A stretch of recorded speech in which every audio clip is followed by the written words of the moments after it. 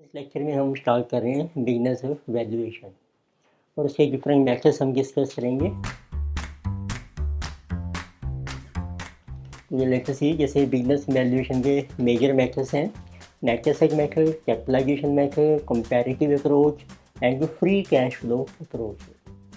तो lecture start तो पहले देखते हैं what is the meaning of beginners valuation.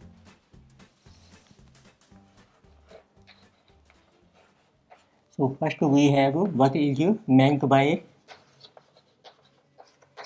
beginners valuation.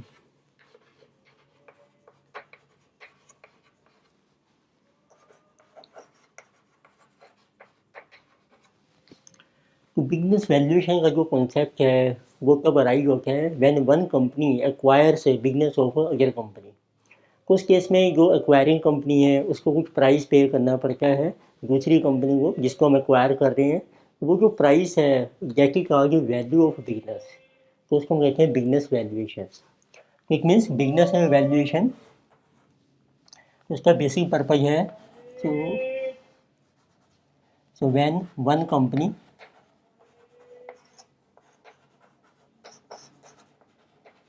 acquires business of other company,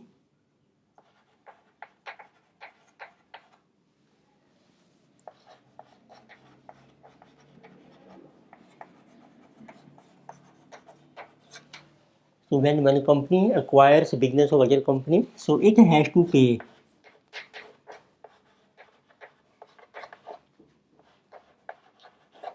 a price। तो ये जो एक्वायरिंग कंपनी है उसको कुछ प्राइस पे करना पड़ता है। It has to pay a price so to the acquired company. जिस कंपनी को हम एक्वायर कर रहे हैं that is called acquired company. तो इट मीन्स अब ये जो प्राइस आपने पे करना है so it is value of business. ये प्राइस क्या होता है? ये होता है जो बिजनेस की वैल्यू है एक्वायर्ड कंपनी की। सो it is value of business of acquired company.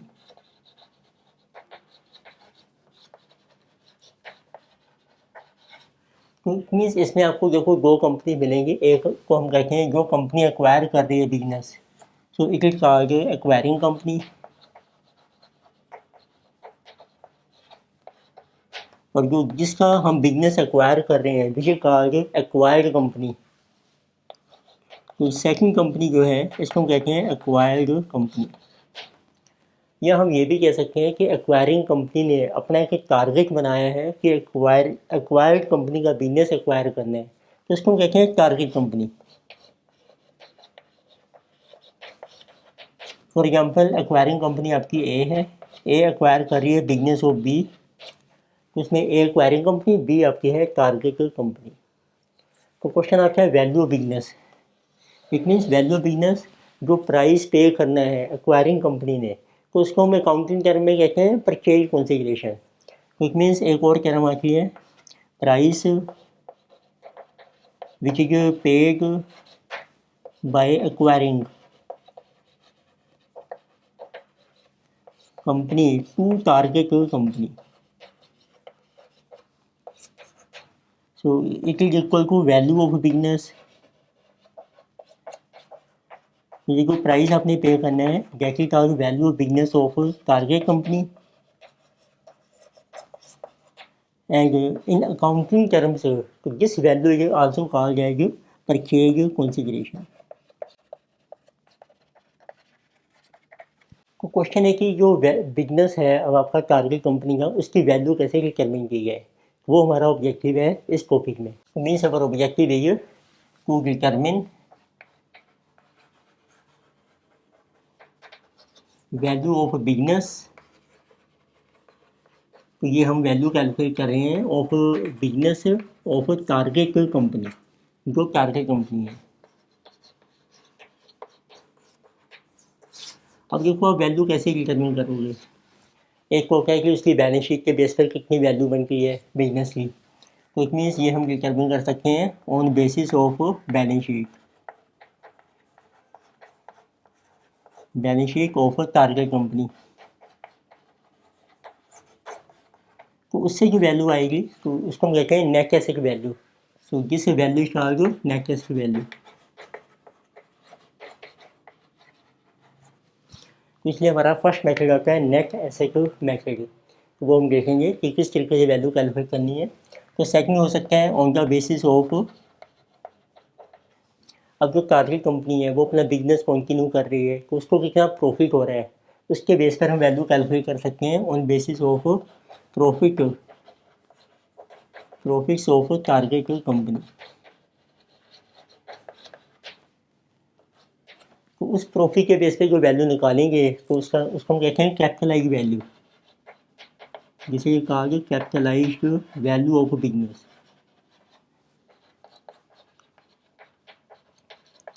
तो उस मेथड का नाम है कैपिटलाइजेशन मेथड। तो थर्ड हम डिटरमिन कर सकते हैं value on basis of comparison. तो आप कंपैरिजन कर सकते हैं ऑफ सिमिलर कंपनीज। तो उसी टाइप की कुछ कंपनीज और आपको मिलेंगी इन सेम इंडस्ट्री।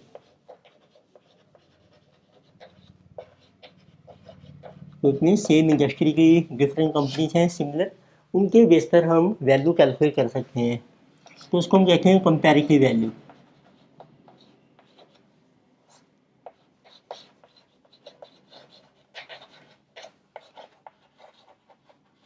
तो अब आपने कंपैरेटिव वैल्यू जब कैलकुलेट करनी है तो वो चाहे आप जो सिमिलर कंपनी है उसकी बुक वैल्यू के बेस पे डिटरमिन करो या मार्केट वैल्यू के बेस पर या अर्निंग के बेस पर, तो वो जो मेथड आएगा उसका नाम है comparative approach.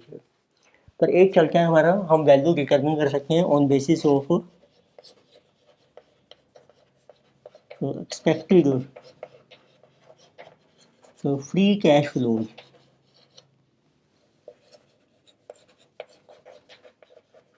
Of target company. It means ये कि टारगेट कंपनी अपना बिजनेस कंटिन्यू करती है फ्यूचर में तो उसको कितना कैश फ्लो मिलेगा, और ये हम लेते हैं फ्री कैश फ्लो। तो उसकी हम कैलकुलेट करते हैं प्रेजेंट वैल्यू, जिसे यू कहा गया present value of expected free cash flow of target company. तो इस मेथड का नाम है फ्री कैश फ्लो अप्रोच, या हम इसको क्योंकि हम इसकी प्रेजेंट वैल्यू कैलकुलेट कर रहे हैं इसको कहते हैं डिस्काउंटेड कैश फ्लो अप्रोच। तो प्रेजेंट वैल्यू का नाम होता है डिस्काउंटेड वैल्यू। तो इस तरीके से हमारी 4 अप्रोचेज हैं। तो अब हम मेथड स्टार्ट करने से पहले देखते हैं कि जो वैल्यू ऑफ बिजनेस है उसके क्या क्या कॉन्सेप्ट्स हैं हमारे पास। नेक्स्ट लेके से बता रहे concepts of value of business.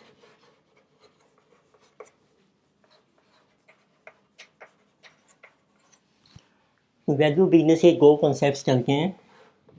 एक हम कैलकुलेट करते हैं टोटल वैल्यू ऑफ बिजनेस। तो number 1 concept is total value of business. Total value होती है जैसे बिजनेस में हमारा कैपिटल, हमारा एम्प्लॉय को होता है, कैपिटल जो होता है उसको लॉन्ग टर्म फंड्स कहते हैं। तो this value is called for long term funds point of view.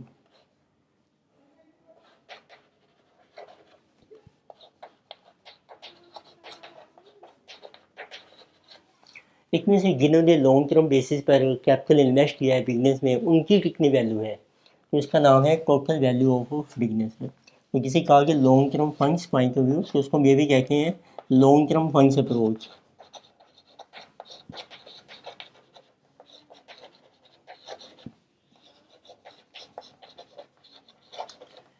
और सेकंड जो कंसेप्ट है उसमें हम कैलकुलेट करते हैं सिर्फ जो रियल ओनर्स हैं कंपनी के, इक्विटी शेयर होल्डर, उनके लिए वैल्यू कैलकुलेट करेंगे। तो उस वैल्यू का नाम है इक्विटी वैल्यू ऑफ बिजनेस।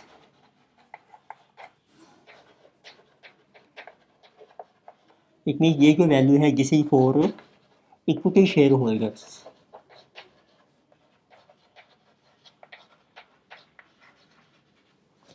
तो तो इक्विटी के पॉइंट ऑफ व्यू से कितनी वैल्यू बनती है, तो इसका एक बेसिक फार्मूला ये होता है, equity value of a business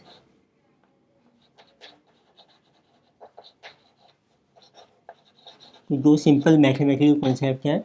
आपने टोटल वैल्यू कैलकुलेट की बिजनेस की, it means you take total value, उसमें से आप माइनस कर दो, एक तो प्रेफरेंस शेयर होल्डर के फंड्स माइनस कर लीजिए which is called preference share capital, और एक जितना भी आपका लॉन्ग टर्म लोन है जिसको डेट कहते हैं, डेट भी आप माइनस कर दो। ये हमारा बेसिक कॉन्सेप्ट है, जिससे आपको मिलेगी equity value of business. It means पहले आपने डिटरमिन की total value which is called long term funds point of view, उसमें से प्रेफरेंस और डेट माइनस करोगे तो वो इक्विटी वैल्यू आ जाएगी। तो अब हम स्टार्ट करते हैं वन बाय वन मेथड। तो पहला मेथड हमारा है नेट एसेट मेथड, उसके बेस पर आप ये दोनों वैल्यूज़ कैसे कैलकुलेट करोगे। तो फर्स्ट मेथड वी है वो नेट एसेट मेथड।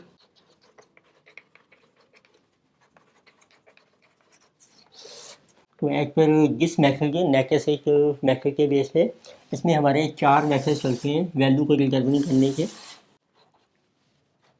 तो जैसे आपको बैलेंस शीट दी है कंपनी की, उसमें एसेट की वैल्यू दी है, उसको कहते हैं book value.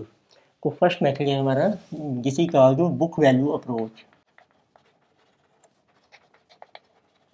Book value approach means in this method we consider book value of assets and liabilities. It means this is also called as per balance sheet, जो बैलेंस शीट में आपको दे रखी है। सेकंड मेथड होता है जैसे assets की value change होती रहती है तो हम देखते हैं उसकी मार्केट वैल्यू कितनी है आज की डेट में, उसको कहते हैं रीप्लेसमेंट वैल्यू। तो that is called replacement approach. It is also called as market value approach. It means इस मेथड में हम एसेट्स और लाइबिलिटीज़ की मार्केट वैल्यू कंसीडर करते हैं। तो ये जो वैल्यू होती है बुक वैल्यू आपने कैलकुलेट करनी है या रीप्लेसमेंट का वैल्यू हम कैलकुलेट कर रहे हैं, तो इसमें हमारी जम्पशन होती है कि जो टारगेट कंपनी का बिजनेस हम एक्वायर कर रहे हैं वो परमानेंटली कंटिन्यू रहेगा फ्यूचर में, यदि हम एक्वायर नहीं करते हैं। तो it means these two methods are based on going concern concept.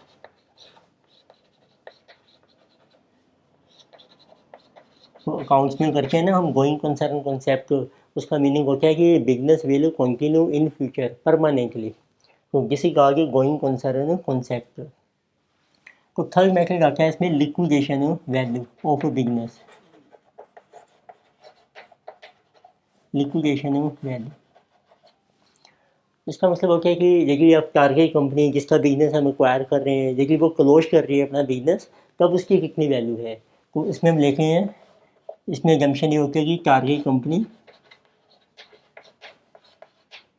wants to close its business।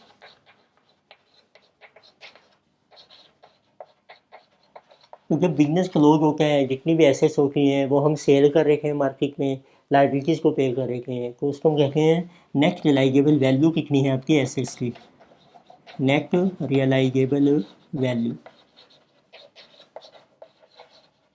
Which is called NRV। It means NRV को हम कहते हैं लिक्विडेशन वैल्यू। तो अनदर कॉन्सेप्ट आता है हमारा stock exchange method.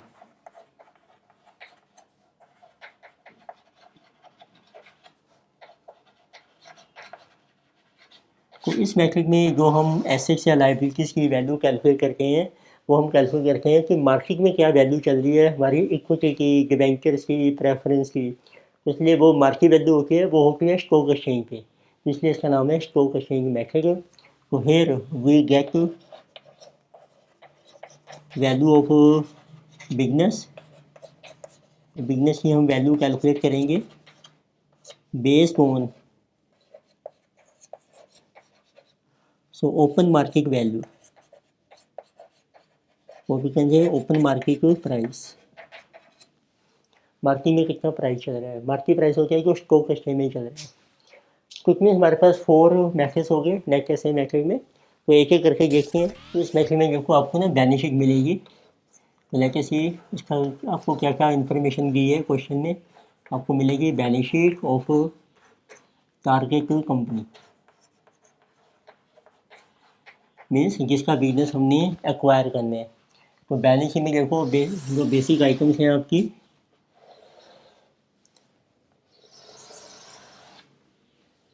so we have liabilities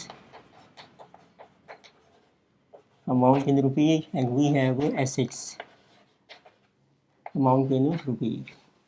तो main जो एसेट्स होती हैं आपकी हैं, एक तो फिक्स्ड एसेट्स हैं, इसमें दोनों आ गई टेंजिबल इनटेंजिबल। फिर हैं हमारी इन्वेस्टमेंट्स, फिर होती हैं आपकी करंट एसेट्स, और एक होती है हमारी miscellaneous expenditure.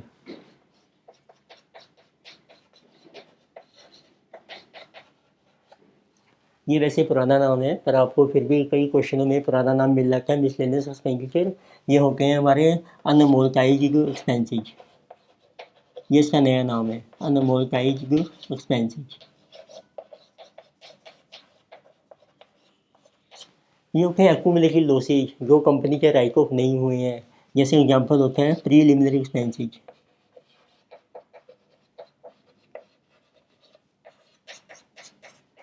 Discount on share और डिवेंचर। जैसे कंपनी शेयर इशू करती है या डिवेंचर, उसका जो डिस्काउंट होता है, डिस्काउंट ऑन इशू को हम कहते हैं इशू ऑफ सिक्योरिटीज। ये सारे कंपनी के एक्यूमुलेटेड लॉसेज होते हैं। तो लायबिलिटीज में देखो आपको मिलेगी इक्विटी शेयर कैपिटल,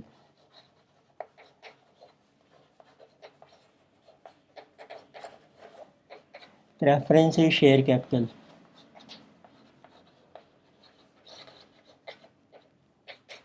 फिर आपको मिलेंगे रिजर्व एंड सरप्लस, ये हमारे एक्यूमुलेटेड प्रॉफिट्स हैं कंपनी के। फिर आपको मिल जाएंगे नॉन करंट लायबिलिटी NCL, जिसको हम कहते हैं डेट, जिसमें आपके आ जाएंगे लोन्स या debentures. Then we have current liabilities. इस तरीके से आपकी ये बैलेंस शीट आ गई। अब अपने बैलेंस शीट के बेस पर बिजनेस की वैल्यू कैलकुलेट करनी है ऑफ टारगेट की कंपनी। तो इसमें हमने देखो 4 अप्रोच किए हैं। अब बैलेंस शीट में जो वैल्यू दी है ना, उसको बुक वैल्यू कहते हैं। तो देखते हैं as per book value approach, तो हमारी बिजनेस की वैल्यू क्या लेंगे हम। तो देखो फर्स्ट मेथड है हमारा, जिसे कि बुक वैल्यू मेथड। तो पहले हम कैलकुलेट कर रहे हैं जैसे टोटल वैल्यू क्या है बिजनेस की, टोटल वैल्यू ऑफ बिजनेस। तो इसका जो सिंपल मीनिंग होता है, एक मीन्स बता रहे हैं net assets so available for long term funds. इतनी जिन्होंने लॉन्ग टर्म बेसिस पर फंड्स इन्वेस्ट किए हैं कंपनी के बिजनेस में, उनके लिए कितनी हमारे एसेट्स अवेलेबल है, और ये हम लिखे हैं at book value. Book value means जो बैलेंस शीट में वैल्यू दी है, बैलेंस शीट वैल्यू, तो उसी वैल्यू को आपने कंसीडर करना है, कोई चेंज नहीं करेंगे हम। तो इतनी देखो फार्मूला बन गया आपका total value of business. So total value is equal to fix assets आ जाएंगी आपकी, और प्लस करंट एसेट्स आ जाएंगी। अब आते हैं इन्वेस्टमेंट। इन्वेस्टमेंट दो तरह की होती है, trade investment, non trade. Trade होती है जो पैसा आपने बिजनेस में इन्वेस्ट कर दिया, नॉन ट्रेड होता है जो आउटसाइड बिजनेस किया है। तो हम लेते हैं सिर्फ ट्रेड इन्वेस्टमेंट्स। तो सारी आपने बुक वैल्यू पे लेनी है, और जो अनअमोर्टाइज्ड एक्सपेंसेस है, मिसलेनियस एक्सपेंडिचर, उसको कंसीडर नहीं करेंगे, वो हमारा एक्यूमुलेटेड लॉस है, और माइनस कर दो आप करंट लायबिलिटीज। तो ये बन गई टोटल वैल्यू, और इसी के बेस पर आप इक्विटी वैल्यू कैलकुलेट कर सकते हो, मतलब इक्विटी वैल्यू ऑफ बिजनेस। तो टोटल वैल्यू को नॉर्मली हम V0 से शो करते हैं। जीरो मीन्स प्रेजेंट टाइम में, वैल्यू बिगनेस, इक्विटी वैल्यू को हम VE से शो करते हैं, इक्विटी वैल्यू। ये बन जाएगी टोटल वैल्यू। अब उसमें से आप माइनस कर दो प्रेफरेंस शेयर कैपिटल, और आप माइनस कर दो गेट, जो लॉन्ग टर्म गेट है। प्रेफरेंस शेयर कैपिटल का मतलब होता है प्रेफरेंस शेयर होल्डर की जो मनी ड्यू है। कई बार होता है उनका डिविडेंड भी अभी ड्यू है, जैसे जो प्रेफरेंस शेयर कैपिटल लेंगे हम including preference dividend. Preference dividend भी आपको लेना है इफ ड्यू, मीन जैसे डिक्लेयर हो गया है या भी आपने पे नहीं किया है तो वो ड्यू माना जाएगा। तो ये आपकी इक्विटी वैल्यू आ जाएगी। तो इक्विटी वैल्यू को आप लाइबिलिटी साइड से भी कैलकुलेट कर सकते हो। तो लेट अस सी गैट method, it means equity value is also equal to value of equity. तो ये इसका अल्टरनेटिव मेथड है। आप ये अप्लाई कर लीजिए एसेट, इसको कहते हैं एसेट साइड से हम बैलेंस शीट कंसीडर कर रहे हैं। तो इक्विटी वैल्यू डायरेक्ट आ जाएगी इक्विटी शेयर कैपिटल जो आपको दिया है बैलेंस शीट में,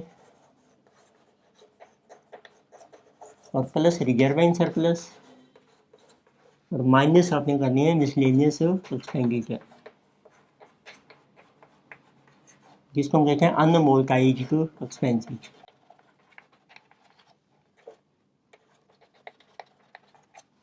तो अब देखो टोटल एसेट की है आपकी fixed current trade investments minus ही करंट लायबिलिटीज़, उसमें से फिर प्रेफरेंस और डेट भी माइनस कर गया, बाकी क्या रहेगी इक्विटी रह गई आपकी। और एक बैलेंस शीट में आपको वो भी है कोई नॉन ट्रेड इन्वेस्टमेंट वो भी माइनस कर दो, क्योंकि इसमें तो हमने कंसीडर ही नहीं की। तो जो एसेट आपने कंसीडर नहीं की इस साइड इसमें, तो वो यहाँ पे माइनस हो जाएगी। जैसे हमने अनअमोर्टाइज्ड एक्सपेंसेस कंसीडर नहीं किए, तो माइनस कर सकते हैं आप नॉन ट्रेड इन्वेस्टमेंट। देखिए आपको दी है क्वेश्चन में, तो आंसर दोनों मेथड से आपका सेम आ जाएगा। तो अब देखते हैं ये थी हमारी बुक वैल्यू अप्रोच। सेकंड इसमें आती है हमारी रिप्लेसमेंट वैल्यू।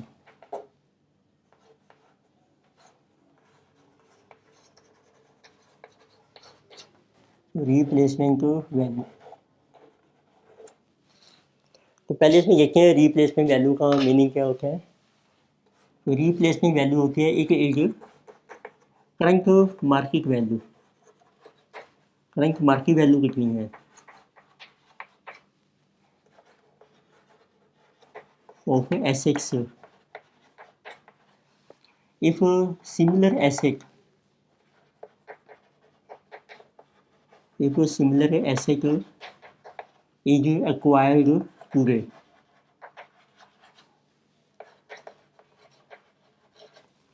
तो इट मीन्स बैलेंस शीट में जो एसेट की है ना आपको, यदि आप उसी टाइप की एसेट आज खरीदते हो मार्केट से, तो आज उसकी करंट मार्केट में क्या वैल्यू है, उसको हम कहते हैं रिप्लेसमेंट वैल्यू, जिसी का रिप्लेसमेंट। आप रिप्लेसमेंट जो वैल्यू भी कह सकते हैं या रिप्लेसमेंट कॉस्ट भी कह सकते हैं। तो it means as per this method अब आपकी टोटल वैल्यू क्या आएगी, फार्मूला देखो सेम रहेगा, टोटल वैल्यू ऑफ बिजनेस। तो आपने वही लेनी है, फिक्स्ड एसेट्स हैं आपकी, करंट एसेट्स हैं, ट्रेड इन्वेस्टमेंट्स हैं,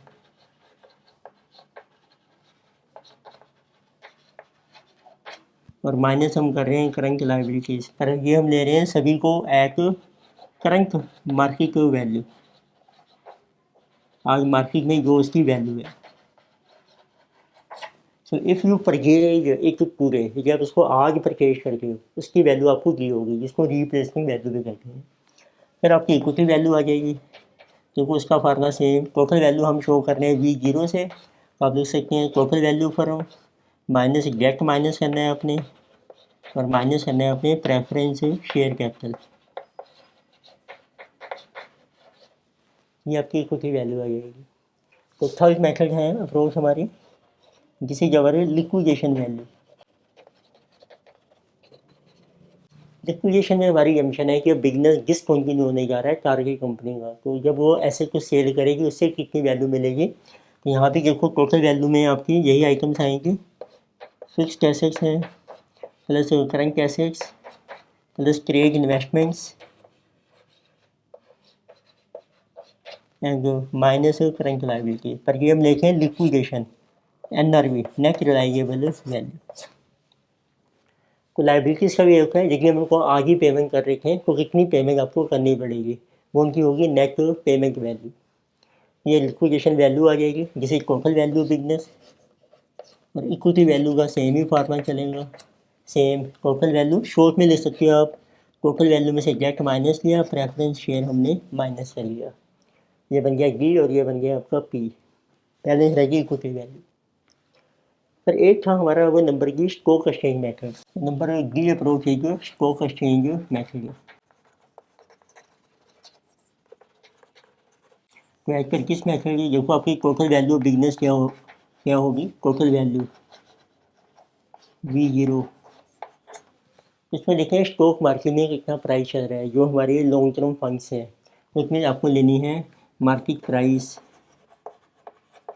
मार्केट में क्या प्राइस है, मार्केट प्राइस होता है इन स्टॉक एक्सचेंज।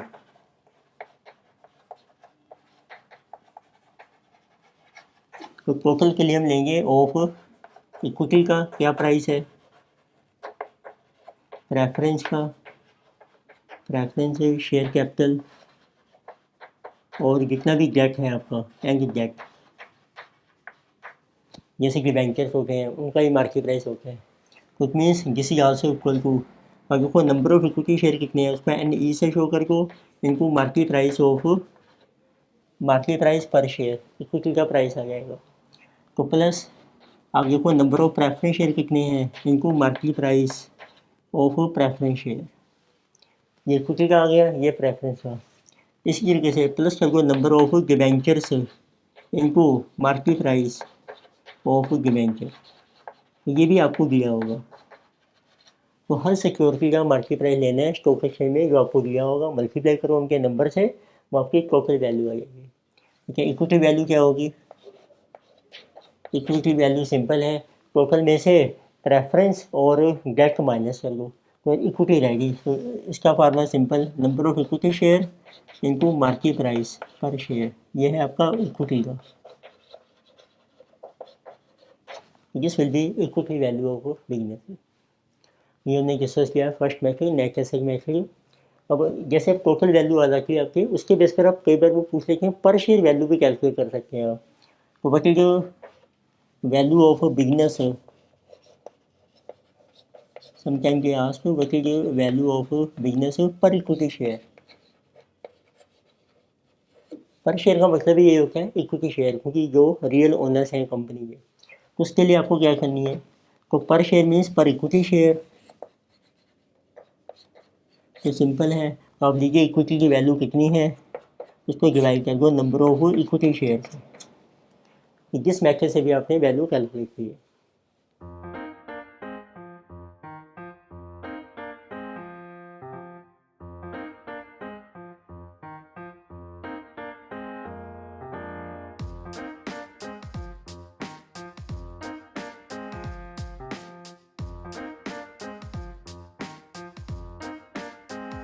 अब इसका एक एग्जाम्पल देखते हैं, उससे आपको क्लियर हो जाएगा नेट एसेट मेथड। लेकिन सी एग्जाम्पल नंबर 1, ये नेट एसेट मेथड के बेस पर है, उससे आपको ये मेथड प्रॉपरली क्लियर हो जाएगा। इसमें देखो आपको दिया है बैलेंस शीट दिया है एक्स कंपनी की ऑन 31 मार्च, उसमें डिफरेंट एसेट्स दिए हैं, फिक्स एसेट्स हैं, करंट एसेट्स में स्टॉक डेटर कैश हैं, प्रीलिमिनरी एक्सपेंसेस हैं, और लाइबिलिटी साइड में देखो प्रेफरेंस शेयर्स हैं, इक्विटी शेयर्स हैं, P&L का बैलेंस है, डिबेंचर्स हैं, क्रेडिटर्स हैं, प्रोविजन फॉर इनकम टैक्स है। तो इन्फॉर्मेशन आपको दी है। Firm of professional valuer says provided of following market, अब आपको मार्केट वैल्यू दी है डिफरेंट एसेट्स की। कंपनी ने अभी is yet to declare and pay dividend on preference share का डिविडेंड अभी ड्यू है। वैल्यूज आल्सो एस्टिमेट का करंट सेल प्राइस, करंट उनकी मार्केट वैल्यू भी दी है, सेल प्राइस, मार्केट प्राइस भी दिया है सिक्योरिटीज़ का। तो आपको डिटरमिन करनी है total value business, equity value business and net asset value per share as per book value, market value, liquidation value and stock exchange method. चारों मेथड इन्होंने पूछे हैं। इनको हम 3 कॉलम बना लेते हैं। तो एक होगी इसमें आपकी number a book value approach, second होगी अब आपकी जिसे जो replacement value, current market value जिसको हम रिप्लेसमेंट वैल्यू कहते हैं। Replacement value.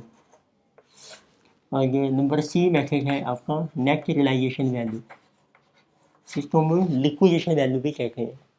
तो देखो पहले मैं एसेट्स मेंशन कर रहा हूँ जो हमें ये रखी हैं। तो एसेट्स में आपको दिया है फिक्स्ड एसेट्स हैं, स्टॉक हैं, डेटर्स हैं आपके पास, यानी कैश का बैलेंस आपको दिया है। देन वो है वो लाइबिलिटीज़ हैं आपकी। तो लाइबिलिटीज़ में लेके हैं सिर्फ पहले करंट लाइबिलिटीज़, इसमें है आपके करंट लाइबिलिटीज़ में क्रेडिटर्स हैं एंड प्रोविजन फॉर टैक्स। तो वो बुक वैल्यू में तो आपने बैलेंस शीट में लेनी है, आपको जो डाटा दिया है रुपीज़ हमें लैक्स में दिए हैं। तो फिक्स एसेट की बुक वैल्यू है 120, स्टॉक की बुक वैल्यू है 100, डेटर्स की है 50, कैश की 10। तो टोटल बुक वैल्यू आ जाएगी आपकी जिसे कि 280। फिर बुक वैल्यू है क्रेडिटर्स की है आपकी 71 और प्रोविजन फॉर इनकम टैक्स है 8, इनको कर दो माइनस। तो फिक्स कैसे प्लस करंट कैसे माइनस करंट लायबिलिटीज, इन्वेस्टमेंट इसमें है नहीं, तो ये आपकी बन जाएगी total value of business, total value of business, जिसको हम शो करते हैं V0 से। तो लेके see how much it is 280 minus 79, जिसे 201। फिर उन्होंने पूछी इक्विटी वैल्यू कितनी है, इक्विटी के लिए आप माइनस कर दो प्रेफरेंस शेयर कैपिटल।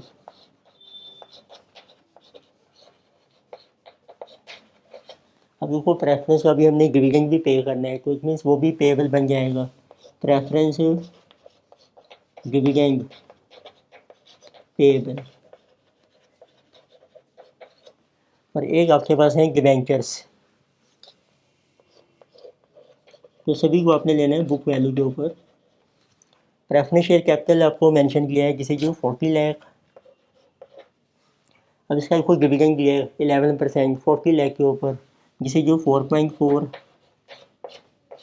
डिबेंचर्स की बुक वैल्यू आपको दी है 20 लाख। तो बैलेंस जो रह जाएंगी आपकी टोटल वैल्यू में से माइनस की हमने प्रेफरेंस और डिबेंचर, जिसे equity value of business. Equity की वैल्यू आ जाएगी आपकी 201 माइनस जिसे 64.4, जिसे 136.6। अब उन्होंने ये भी पूछा है वही वैल्यू पर इक्विटी शेयर। अब देखो नंबर ऑफ इक्विटी शेयर कितने हैं आपके, ये सारी फिगर लैक्स में चल रहे हैं। तो इक्विटी शेयर के आपको जो नंबर दिए हैं, तो ₹100 का एक शेयर है, 1,20,000 शेयर है, तो लैक्स में हो गए 1.2 लाख। तो इसको इससे डिवाइड कर रखे हैं, वो आपकी आ जाएगी वैल्यू पर शेयर,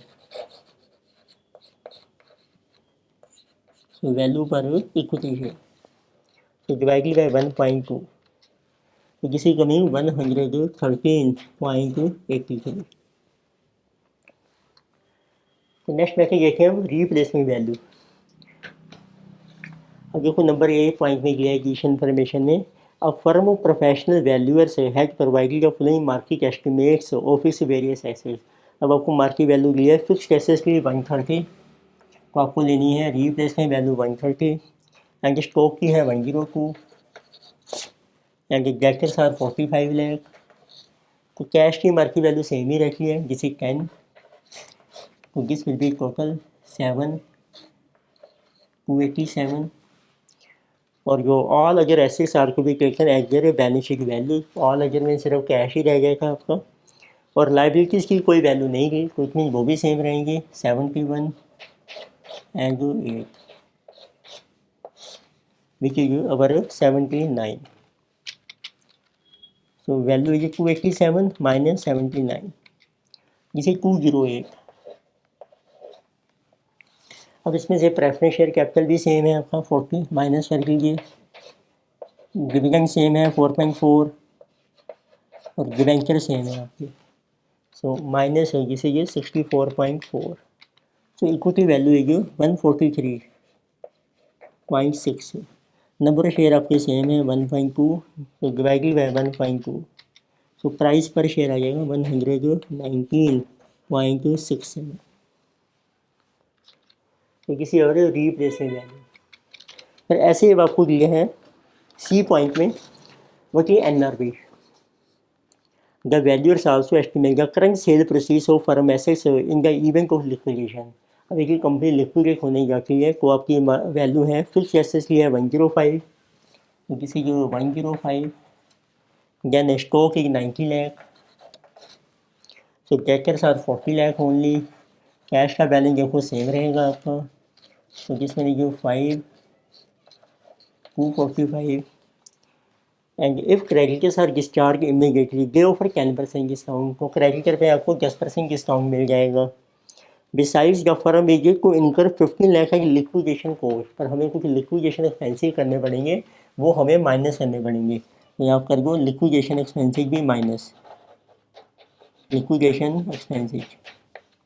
देखो क्रेडिटर्स को पेमेंट होगी 10% डिस्काउंट, 71 माइनस 10%, उसकी वैल्यू है 63.9।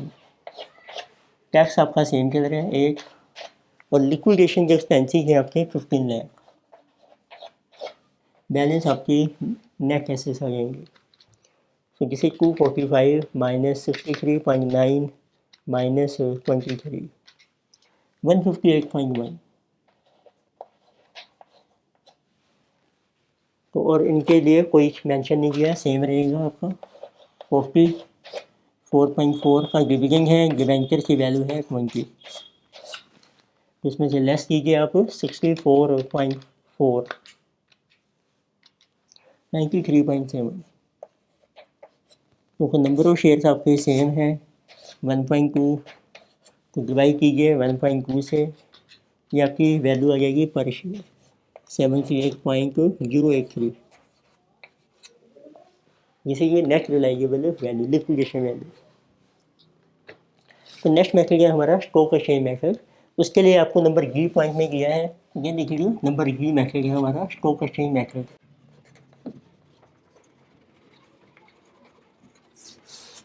तो इस केस में नंबर जी में आपको दिया है market price of the venture preferential rank equity in open market. तो इसमें what will be total value of business,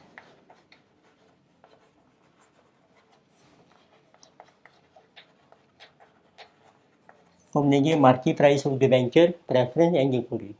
देखो नंबर ऑफ वेंचर कितनी है, 20 लाख है, 10% वेंचर, तो इट मीन्स 100 का वेंचर है, तो ये बन जाएंगे 20,000 वेंचर्स। तो पहले हम ले रहे हैं वैल्यू डेट की प्रेफरेंस एंड इक्विटी, तो डेट की वैल्यू है 20,000 वेंचर्स, तो प्रेफरेंस शेयर के नंबर हैं 40,000 प्रेफरेंस शेयर्स हैं, इक्विटी के नंबर हैं 1,20,000, ये इनके नंबर हो गए। फिर उनकी मार्केट प्राइस ये रखे हैं आपको स्टॉक एक्सचेंज में। मार्केट प्राइस है कि वेंचर का 98, प्रेफरेंस 105, इक्विटी का प्राइस है 125, तो इसको मल्टीप्लाई कर दीजिए तो आपकी वैल्यू आ जाएगी टोटल,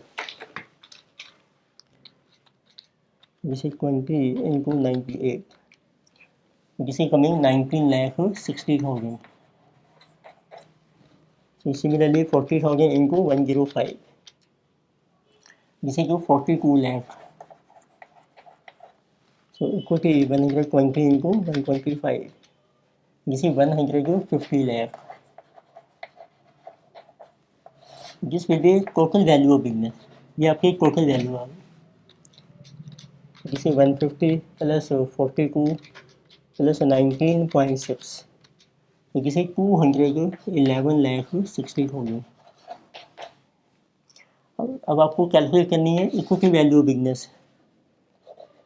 तो इक्विटी वैल्यू डायरेक्ट कैलकुलेट कर सकते हैं, number of equity share into market price of share, which is this one 1,20,000 shares हैं आपके इनटू 125, तो गेट इज 150 लाख। और आपको कैलकुलेट करनी है what is value per share. उस क्वेश्चन में तो आपको यही रखी है वैल्यू पर शेयर 125, तो यही आपकी वैल्यू आ जाएगी पर शेयर। तो ये हमने डिस्कस किया था first method net asset method. पहले आप ध्यान से क्वेश्चन कीजिए, then you can note down, तो आप पोस्ट करके नोट डाउन कर सकते हैं। नेक्स्ट लेक्चर में हम डिस्कस करेंगे second method capitalization method of value of. Thank you.